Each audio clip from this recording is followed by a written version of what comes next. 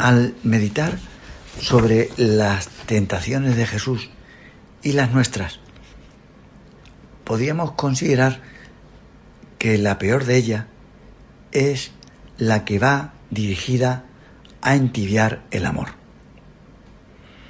Sería la tentación contra la caridad, con mayúscula, a la que San Juan llama soberbia de la vida. Las otras tentaciones, como la concupiscencia de la carne y la de los ojos, las otras también nos conducen al lado oscuro, pero lo peor es la soberbia, el pecado propio de Satán, príncipe de los diablos.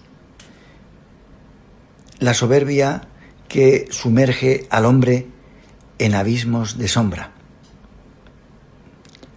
Un santo moderno calificaba a esa fuerza como la más deletérea, la que más nos destruye interiormente y hace pedazos la unidad con otros.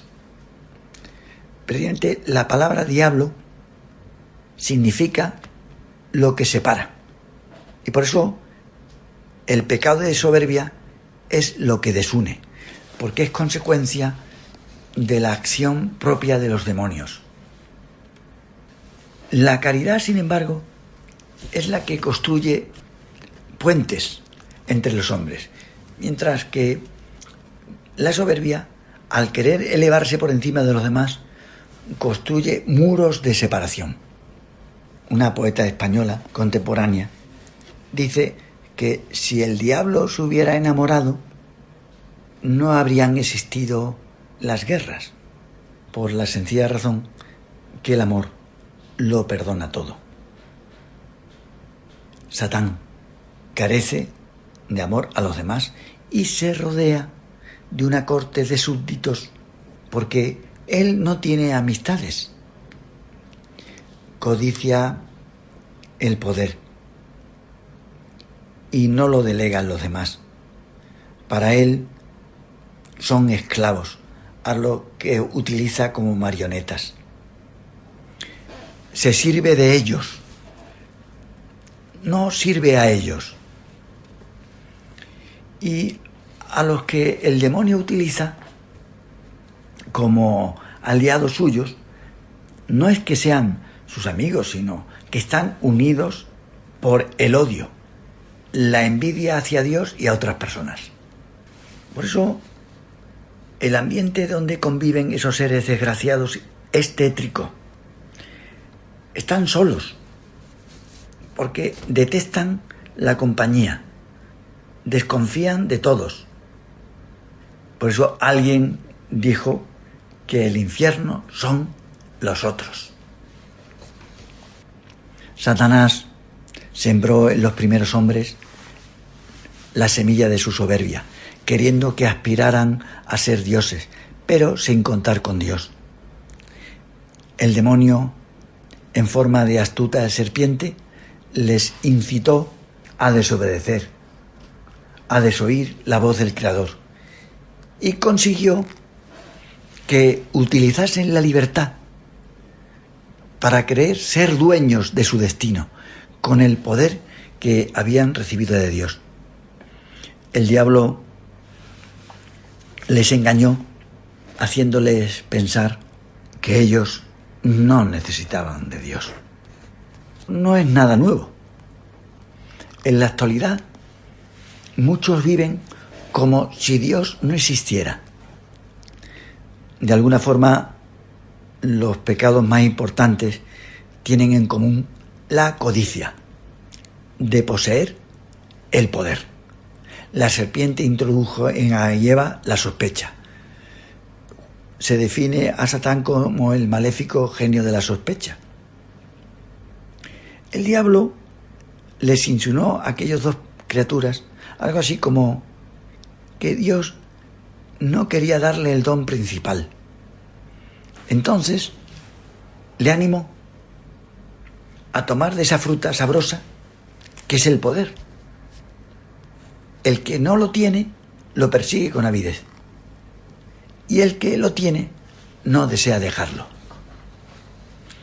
La codicia del poder, que se contrapone al servicio a los demás. Satán también tentó a Jesús con el poder, pues se convenció, como dicen los padres de la Iglesia, que no era Dios. Pensaba que no era Dios, entonces lo tentó con eso.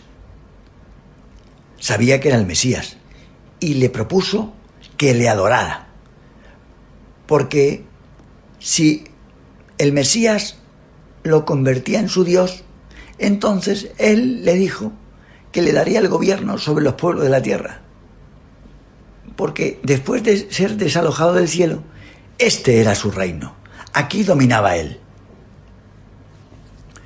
Esa tentación de detentar el poder es tan fuerte que el que manda a veces quiere encubrirse diciendo que el gobierno es un servicio. También en la actualidad estamos contemplando gobiernos corruptos que intentan perpetuarse en el poder.